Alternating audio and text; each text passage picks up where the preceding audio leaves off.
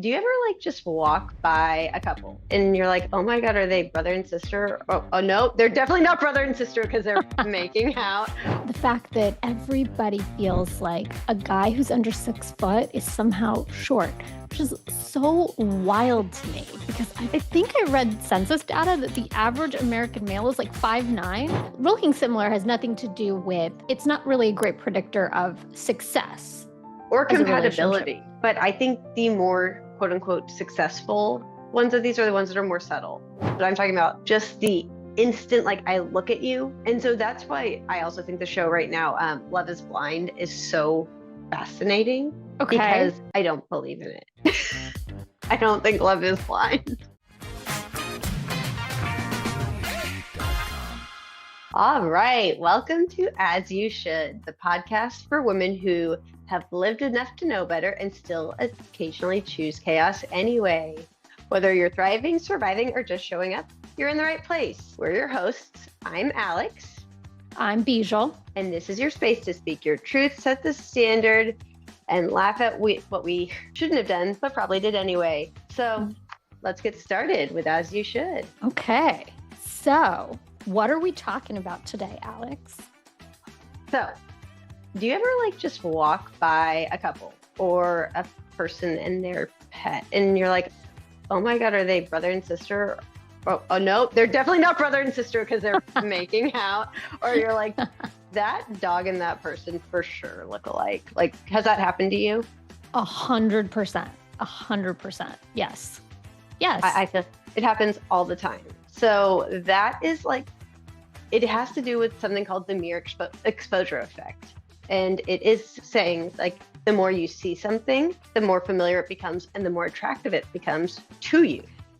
It is why people generally find themselves attractive. And I'm not saying like, or at least familiar enough to feel comfortable around people who look like them. Because you look like your family, you look like if you kind of look around your group of friends, there's a lot of similarities. And this does not mean like everybody has blonde hair, blue eyes, and we're not talking about like creating a new standard of beauty. I'm saying like people are attracted to things that are familiar. And when you look in yourself in the mirror every day, that is what becomes familiar. And that is what becomes attractive because it's comfortable. And like I said, familiar. Familiar is the main. Interesting. Yeah, it's pretty cool. So this all came about because I actually did a whole paper on this in college. I did go to school. Believe it, I know. Sometimes tell us more about this paper. It was a gender and communications class, and we had to have a thesis and come up with it. And it was like I did attraction and my whole thesis was that people perceive people who are attractive as smarter. Oh, which I know. Which I went to go. I wanted to prove it right. Okay. And there are obviously the outliers, just like with anything else. Like the most, like people don't look at a model like give me the most beautiful person you can think of, like Heidi Klum. Yes, Heidi Klum. I don't know. I mean, what's her name? Bella Hadid.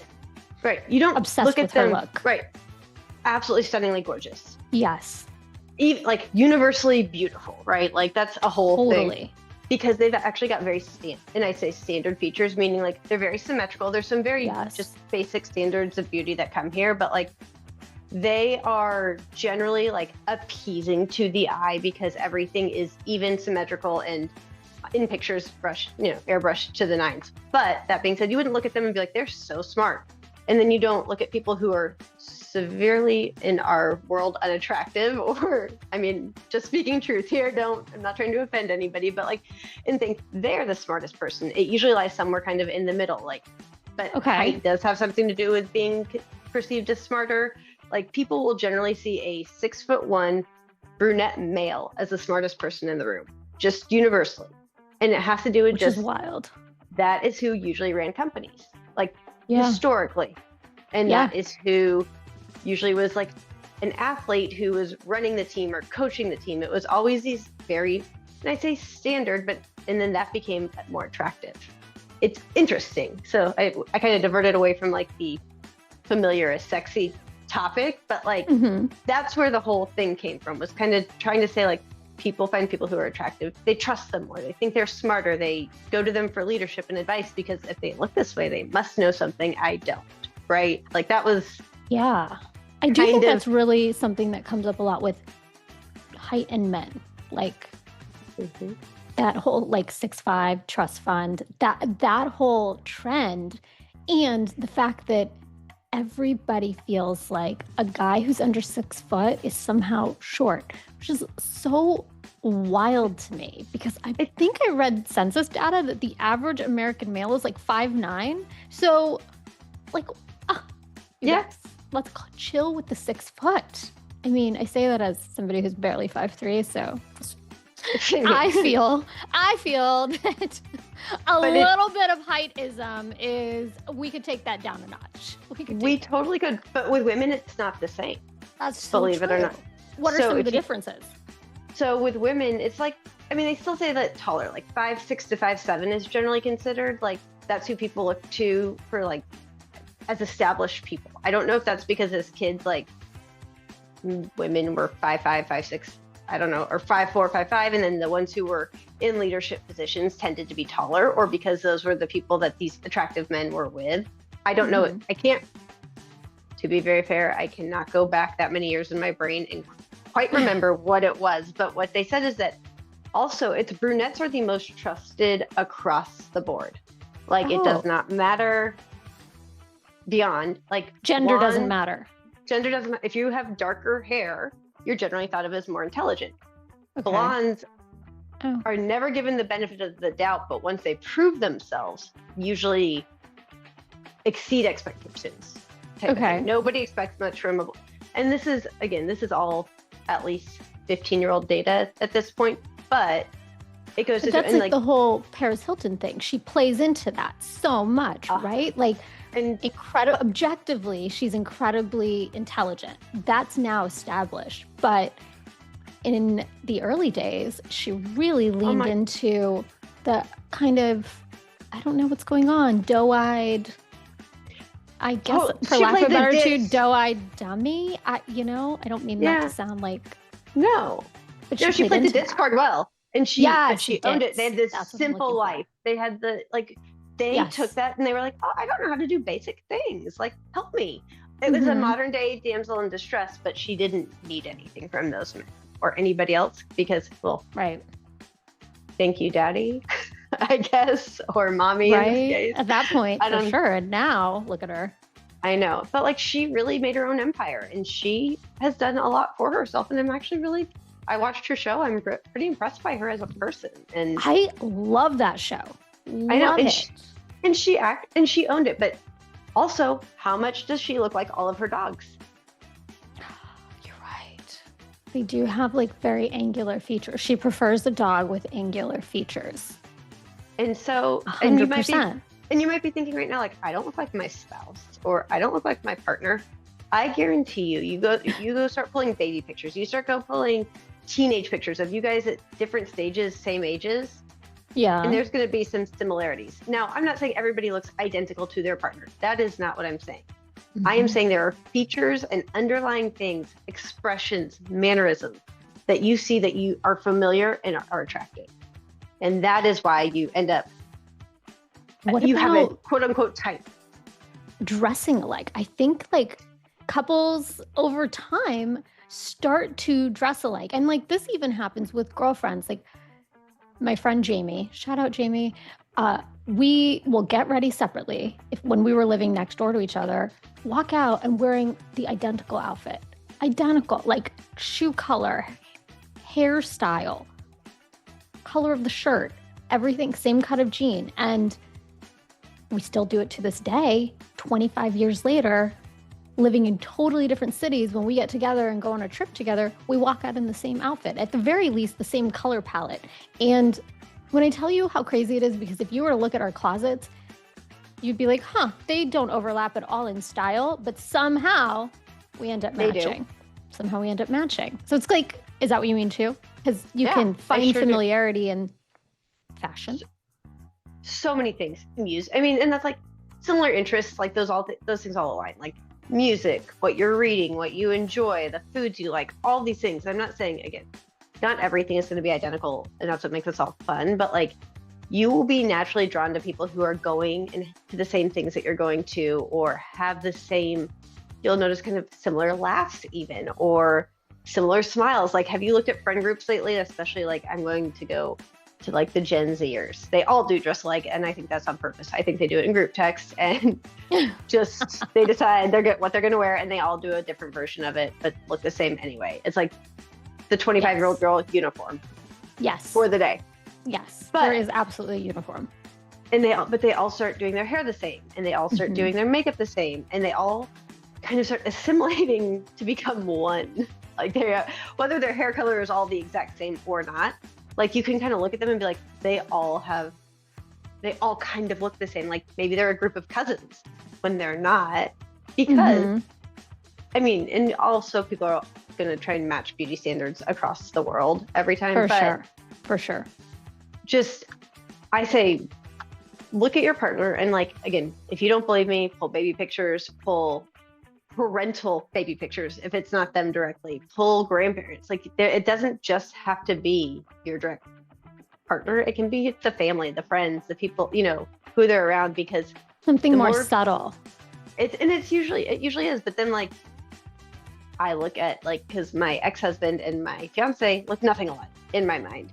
But then I start kind of looking at pictures and I'm like, oh, they have kind of this in common, or like, oh, maybe they shared this. Like, and it's not like by any means, nobody would look at them and be like, they look the same. But I've seen pictures of them both at the same age, and I'm like, definitely share some features. Like, I call it kind of like the Heath Ledger smile. Like they have that same smile of just like just a good, it's like a straight across the top smile. I don't know how else to put it. Like just little things like that where I'm like, I would have never thought it, but that's probably my smile too. Like, I think we all have a similar smile. Interesting. It is your smile. Yeah. Now that I think about it, you do have the same, you and Doug do have very similar smiles. We share a lot of similar features. And again, nobody would look at us and be like, oh my gosh, you guys look so much alike right now. But like the way we're built even, which I know sounds crazy, but like, yes, we are both built. We have very athletic builds. And like for a girl, I have broad shoulders. I'm not saying I have broad shoulders. I'm saying for my size, I know my body has always been a little bit more broadly. I've had broad shoulders. It's what made me a good gymnast. It's what made me a good cheerleader. It's like all these things. He has very broad shoulders. Like we both have kind of that triangle top and then kind of straight down from there. Like, very kind of, but muscular. Like, and everything is very kind of proportional.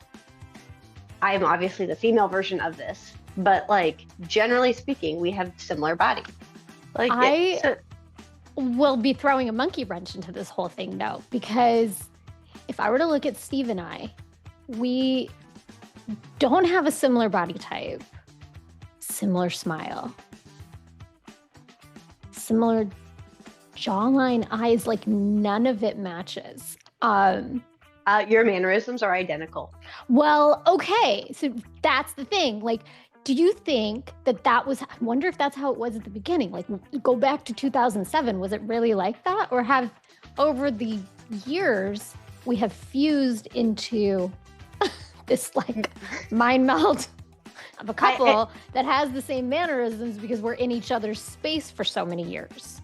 It's interesting, though. And then if you start kind of looking at the style of your house, like, you'll start to look at a lot of things. You're like, does that kind of also look like me, or something about me, or like, what is it that I like about this? Because as much as everybody, again, follows similar styles and patterns and all of those things, there's still a little bit of you in your house, or a lot of you in your house, and you have to combine styles. And it's like, and I know there's the whole man style versus female style, or whatever you want to call it, like, especially when it comes to like combining households or building a household. But like, again, I still think, like, preferences aside, like the core of whatever it is that you guys like is probably very similar. Like, that's true. That's true. And your house probably looks like you both. I think it kind of does. I just changed over the downstairs bathroom from like a yellowish, pale yellow to pink. And he was like, oh, I like this. And I was shocked. I love I was that. super shocked. Yeah, I love it too. It goes with this. I know. So, I mean, and I think like kind of going into patterns, it's like you pick people who are familiar, but like you pick pets. I mean, again, how many people do you see walking down the street that look fucking just like their dog? Oh, you know what? You're right.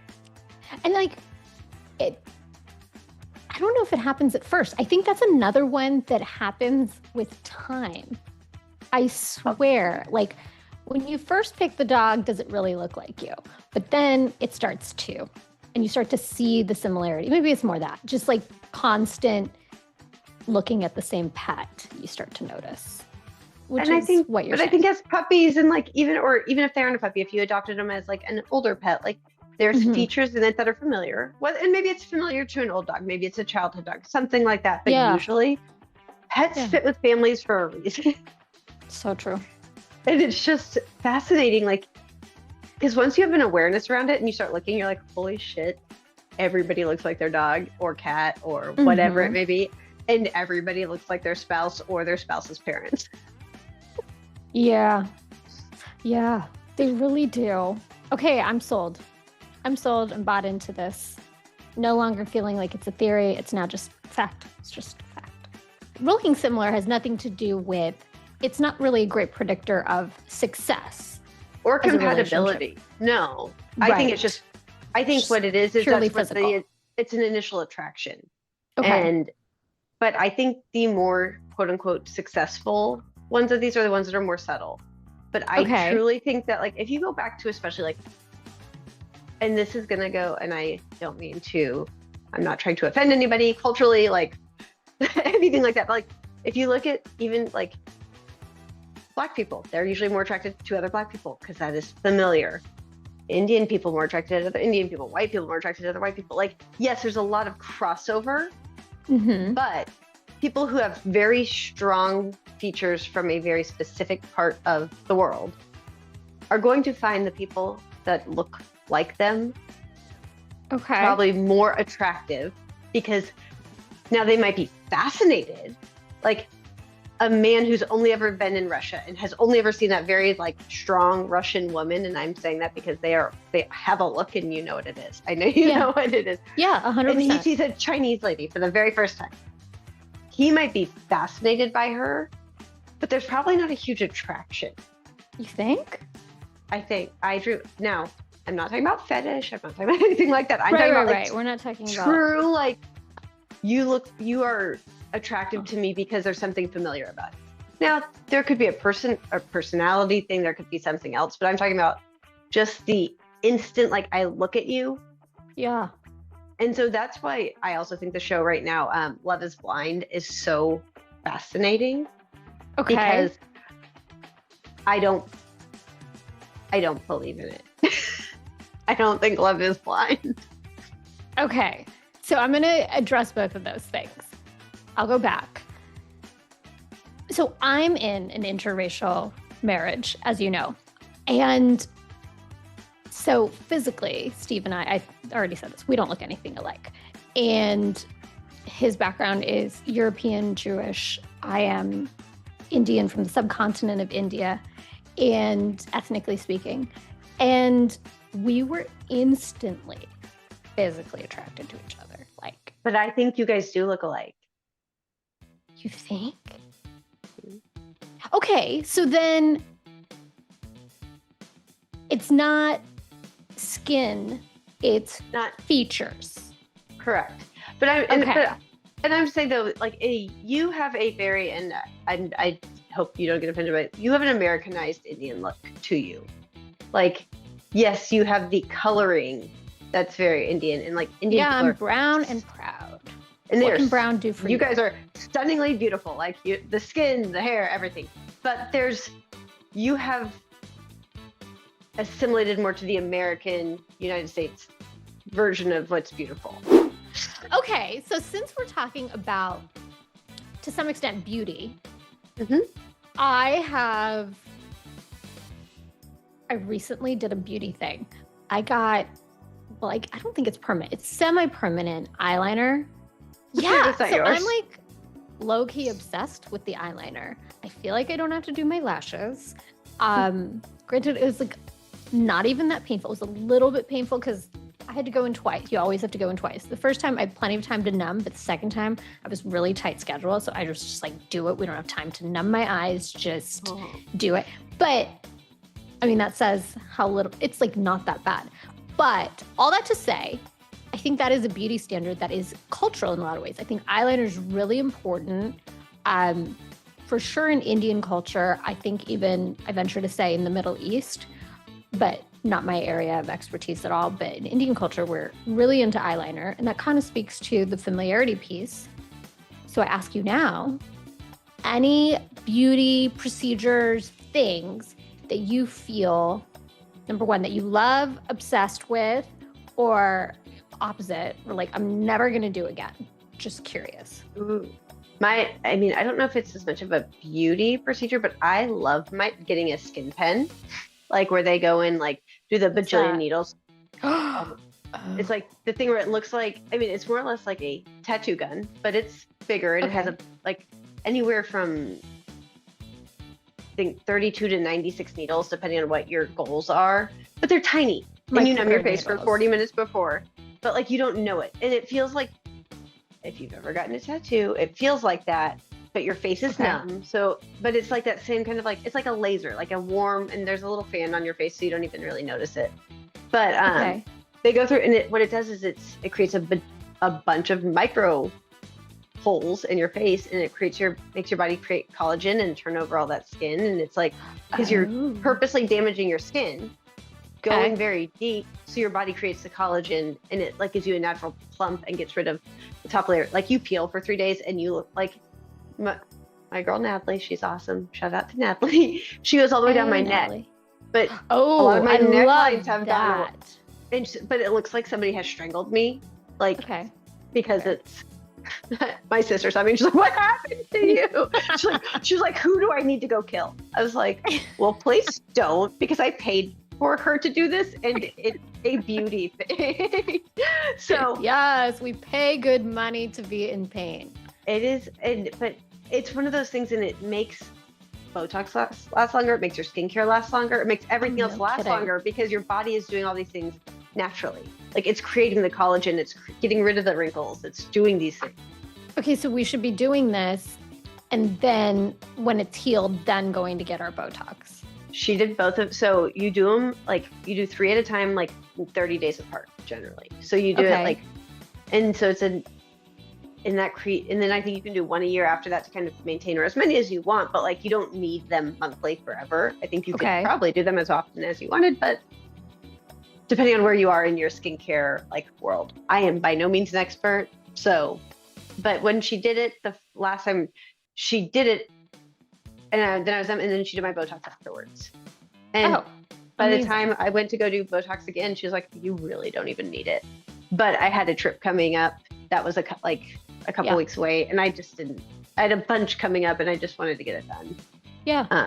I feel that. But she's like, really, you don't need, she's like, I don't need to do near as much either. So we focused more on some other parts, and it was cheaper. But I love getting a good skin pen. And I feel like that's kind of a beauty standard. I don't know. It's like a fresh face. And I don't want to say the tight face, but like no sagging, no wrinkles, no lines, no anything. Like you want to look almost as young as possible, but not, and as natural as possible, but not. You know what I mean? It's like enhanced natural. But my goal is even like for when I get married to wear as little makeup as possible. I want it to be me. I want to look back and be like, that is all me. Because I look at my pictures from my first wedding and I'm like, that girl was wearing some makeup. It was also the era. Oh, 100%. Right, like we were 2012.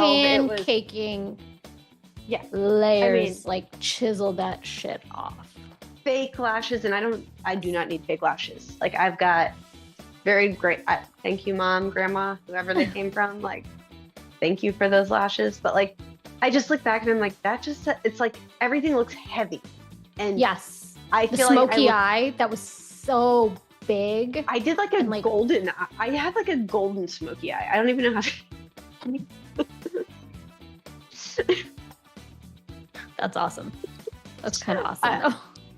I mean, I love some of the pictures I got, but I just look back and I'm like, it wasn't me, right? Like that, the end. What is one weird thing that you've been drawn to in somebody that looking back, you're like, that's something weird because it was so familiar? Or do you have one? One weird thing. So this is like in a partner?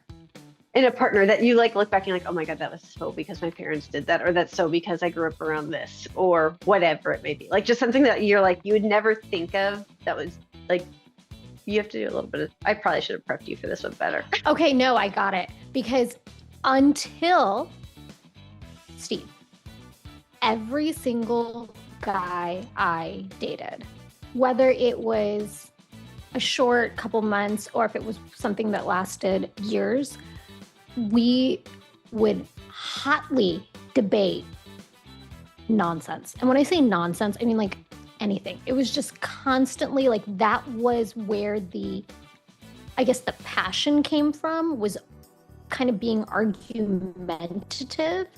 And there was this constant like, no, I'm smart. No, I'm smart. I'm smart. And I'm so smart. I'm so smart. Like shout it from the rooftops. It's how you know when somebody is not smart, when they got to keep fucking reminding people how smart they are. And that's literally what I was drawn to until I met Steve. And he is not like that at all. And maybe I'm guessing that's why we're in a knock on wood happy marriage. Do you think though that came from like childhood for you of like somebody who always had to be the smartest? Yes, 1,000%. The thing that was most valuable, I felt like the currency in the family unit that I grew up in, which is honestly different than the one my sister grew up in, even though we were the same parents, is that was the thing that was valuable, was intelligence, academic performance, how smart are you? And so that became something that I identified with as the most valuable characteristic in myself and the person I was attracted to. And that is not to say that Steve is not an incredibly intelligent person. It's just not what he leads with. And right. It's not his, I'm going to go. Not everybody has to know it. That's not his most valuable. My point. Trait. Exactly. So that's how I can answer that question. How about you? What's yours? So, I can tell you, I can identify in every partner through lots of therapy and lots of reflection and work. Yeah.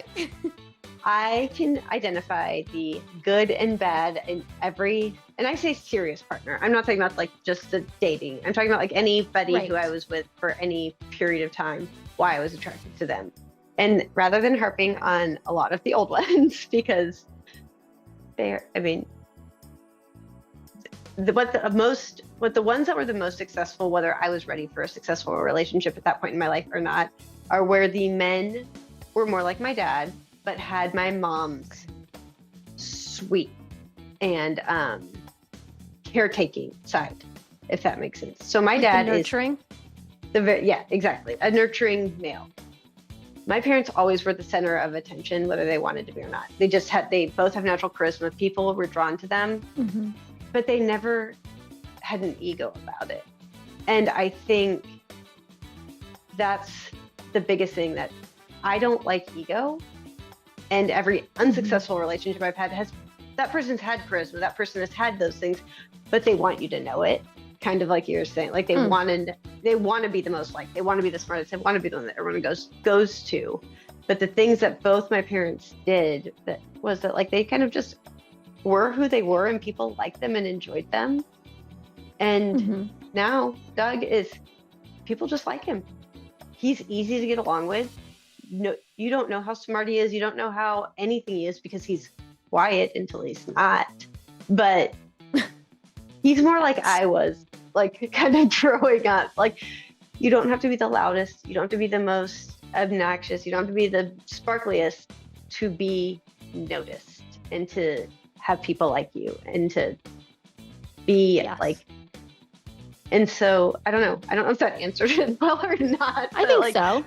What I mean, he has like all the characteristics I love about my parents. Like he's calm, he's nurturing, he is smart and intelligent, but he's more like I was, which is maybe the familiarity that I needed because I don't have that in anybody else in my family. I don't have the sit back and observe. I have everybody reacts. I was the one who never reacted. And I'm a lot like my dad, but he makes me look like a mouse in a corner most of the time in a room because he naturally owns the room, and that's okay. I don't mind being a wallflower around him. I don't need that, and neither does Doug. But I think having somebody that lets you be the center, and doesn't mind you being the center, but also you can go be a wallflower with is really awesome. It is really awesome. That's a great description for, I think, your dynamic, the two of you. Yes. Last but not least, as you should of the week or as you shouldn't of the week. Okay. You go first. Your as you should of the week is to, if you're single, go choose somebody who feels familiar and see if there's a connection there. And I'm not talking about like that guy you slept with, 3 weeks ago that was cute. I'm talking about somebody who feels familiar, not just looks familiar. Go do it. See how you like it. See if there's a connection there. Yeah. Familiar can be good. Yeah. I second that. Yeah. And choose the familiar in the right way, not the wrong way. Don't repeat trauma patterns. Find the good qualities that you liked about the familiar and find those. Not the ones who throw you into chaos. Right. Try to avoid them. But also, listen, piggybacking off of that, you shouldn't, but you probably will go for the guy who reminds you of your emotionally unavailable dad. Because why? Jawline is elite. So, do you, shutters, just fucking do you. That's what I'm going to end with. Oh, I love it. I love it. You do you, shutters. You do you.